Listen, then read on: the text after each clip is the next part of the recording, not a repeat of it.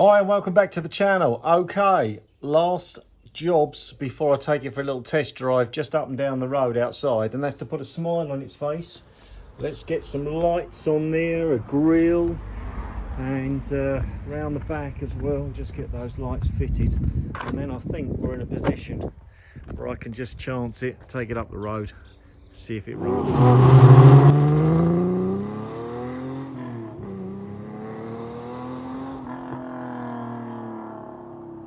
So I've been to my favourite shop again, Brown and Gammon, and they've got me some lovely new pieces there, bits. I've got all the rubber seals I need for that rear light cluster here, just to build those up, and a new lens as well. I've managed to retain this as a glass, the indicator, so that's quite robust, but this plastic stop lamp was light was busted, so I've got a brand new one of those.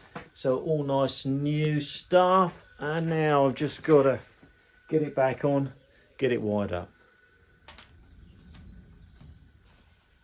Okay, I've checked the wires and routing. I've just got to split these up at this point. Those in there. And these two through there. That's it. And then bolt it on from the back. Hopefully that will sit in there. Okay.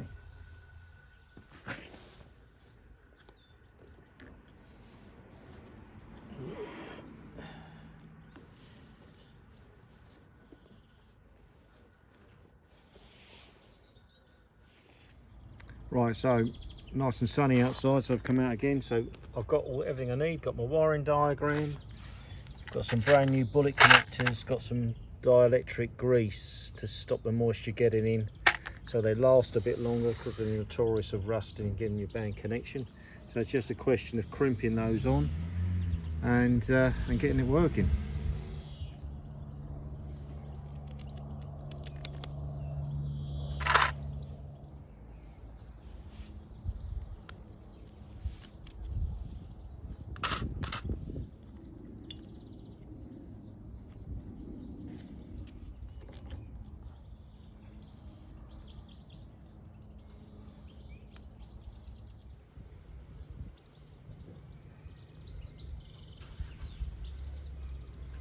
Wow, that looks awesome. So pleased with that. Nice shiny parts. Right, got to do the other one and then onto the front. Boom. Look at that. Whoa. Okay, onto the front now. Now I've got my last sub wiring frame to go in at the front there. I've got a new horn to fit and a set of lights, but before I do any of that, get exciting stuff, don't forget the basics. I'm going to do some more seam sealant. This stuff I've used all over the car, it's been great. So that's going to go all around these joints here, and there's a gap, in fact, by design, I think. Oh, don't you see, it's a bit dark. Just along this edge here, there is by design I don't know why, but this panel isn't welded to the outside onto this. So, and the same on the back actually as well. So when I took the car apart, I noticed that there was some sort of, I don't know, horsehair, felt, some organic product that had rotted, but that's now going to be replaced by some more modern, more effective, hopefully, seam sealant. So slapping that on, making a nice job of that, and helping to prevent the rust in the future is the job to do first, before the sexy stuff. Right, sealant's on, pleased with that. Now I thought I'd start with the horn, which is this enormous great lump here. I've got a nice new one of those from Brown and Gammon, and going to get that on. I thought that actually would be mounted in here, but I think I had some aftermarket horns in there when I got the vehicle, and they'd been left in there. But it actually fits underneath, so I thought best thing to do is test it first before I go through all the awkwardness of trying to get the thing on and find it doesn't work. So we're going to give that a go. It connects to these two wires here on the main loom, brown and black, which is actually the neutral. There's a black one on there, and a brown and green, which is the live, and it is a permanent live, so don't touch it on anything before you're connecting up, which as soon as the ignition goes on, this goes live and it earths through the switch. And I suppose being a positive earth battery on the vehicle, it kind of makes sense, I guess. So I'm going to change the connectors over. I've got a couple of the female version of those onto there, connect it up to that, turn the ignition on, press the horn, and hopefully something will happen. Oh, the other thing I will mention is there's a low tone and a high tone, and this is a pretty expensive unit, so I've gone for just one. I've gone for the low tone, so I'm interested to see how it sounds. Right, here we go. Connect the battery, turn the ignition on.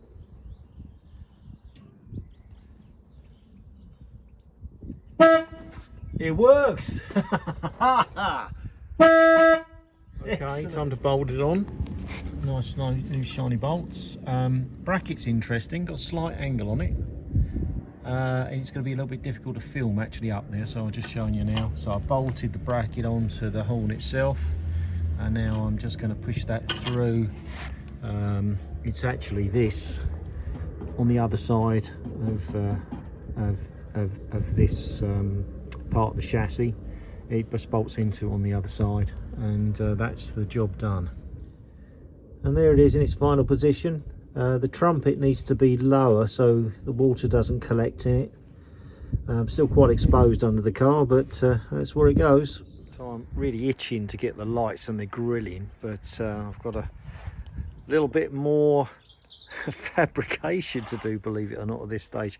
This is a Mark 1 1600 in later MGA, and somebody pointed out to me the other day that I've actually got 1500 early wings on it, and as a result of that the indicator is different, a hole smaller, and with my nice new shiny indicator and side light to go in, it's a bigger unit, so I'm going to have to cut some of the body away in order to fit those in. So that's the rubber kind of grommet that sits behind it, and that's kind of the space. So I've just looked at a few pictures on the internet to see what the best position. It seems to be like pretty central between the headlight and this piece of the brake at the bottom there. So I'm going to mark this out on both sides, not this whole piece, because the hole only needs to be in just this bit above here. So I'll use this as a template though to get that marked up. Then I'm going to cut a hole in my nice new shiny paintwork, and then do a little bit of paint around the edge to seal it up again before I can get the lights in.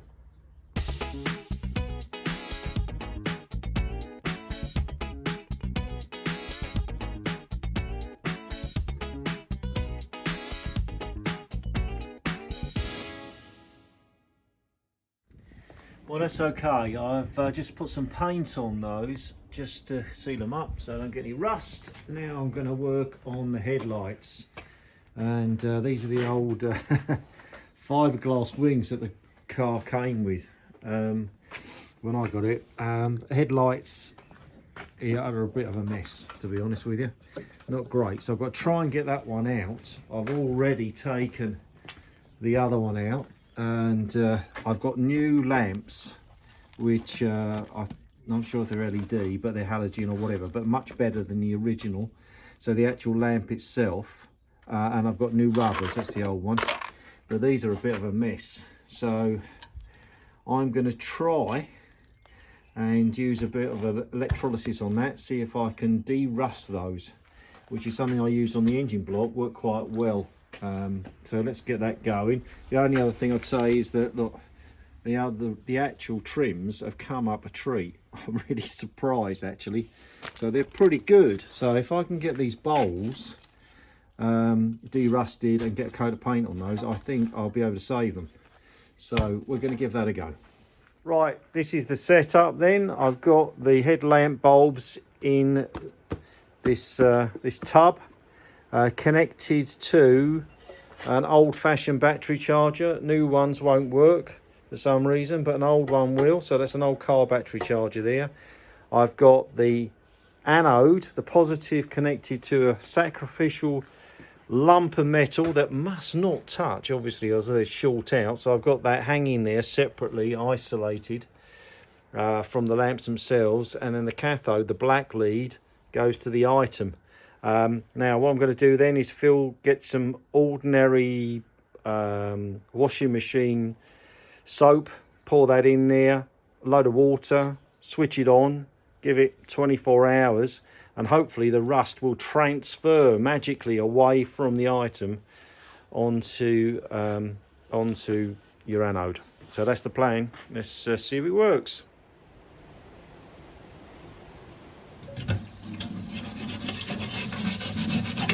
Yeah, what an amazing process, you know. It's been less than 24 hours. Look at that. Look how it's come up. All the rust has gone. Excellent. Excellent. I've got a little bit of welding to do just here where it had corroded right the way through. But short of that, you know, and there's where there's like rubberized paint, it hasn't obviously cut through that, but that's good. But all of the rust has gone. So a bit of etch primer, some black paint, a little bit of welding, be as good as new. Excellent. So I'm waiting for paint to dry on the headlamp bulbs, and while that's happening I thought I'd get the indicators in. So let's get the wire harness in. Goes this way round, there's an earth there which goes up and just attaches to one of the wing bolts. So the wire passes through this hole there from the lights back in here, and then this wiring harness connects with a couple of clips up under here. There you go. So there's a couple of those to go in. Now I've done a huge amount of work on this panel, and I've neglected to put the hole back in on the other side. So I've got to work out how I'm going to get that wire down underneath that wing into the wing to do the other one. But once that's all done, we'll get the indicators in.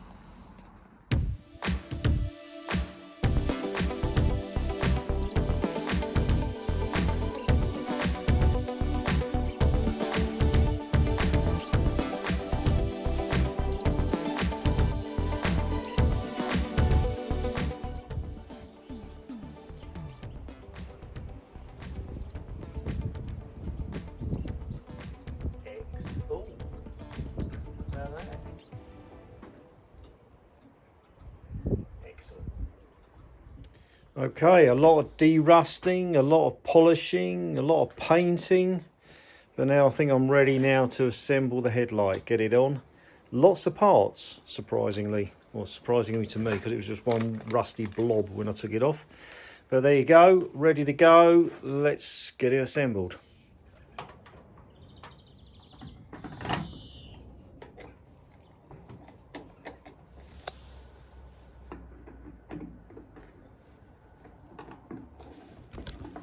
There we go.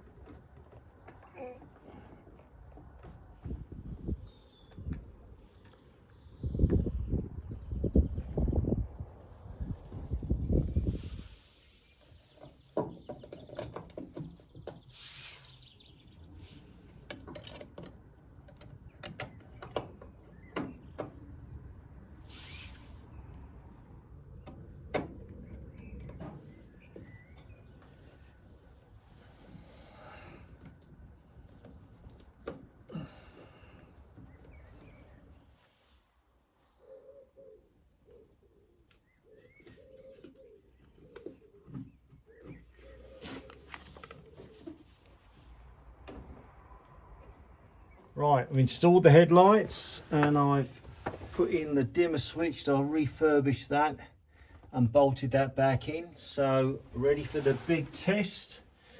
There's the light switch. So this would be just the side lights. See a slight glimmer there. And then you turn it slightly to one side and pull it again, and headlights. Oh yeah, oh yeah. Press the little button. Yeah, it's working. That's the lights done. Excellent. Right, last thing to do, get the grill on. But this morning, slightly off topic, I've changed my leaf spring. So this, the car's always been just a little bit saggy on the driver's side, just a little bit. It's about, I think it was about 3 centimeters. So that spring, I'm going to let someone else have that spring if they want it. But for me, matching the one on the other side just wasn't working. So I bought a Moss spring, and they say that you should always change your springs in pairs. And I've heard that Moss springs are sometimes overly high at the back. That's a lot of the chatter is about. But it looks like, well, it is. It's worked out perfectly. So I've only changed the one spring on this side, and I've measured the distance between the spring and the chassis now, and it's within 2 millimeters of the other side. So that's worked out really well, so I'm pleased with that. But now, shiny parts, how exciting. Right, so this is a brand new grill. On my when I bought the car, it had this on. That's a Mark II grill, so that really wasn't appropriate for the 61 car. So I've got myself a brand new shiny part. So that's a bit of jewellery for the front, and that comes with the rubber strip to go around the outside in that little box. There's a new emblem. Emblem. I can't say it. You know what I mean. It's the MG thing that goes on there. So let's get that on.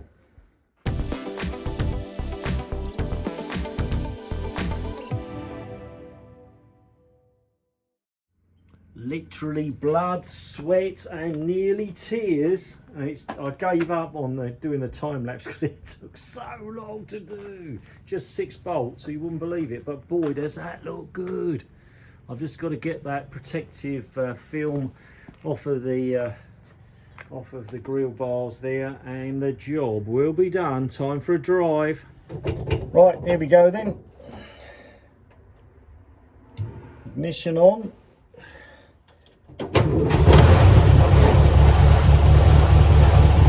First gear.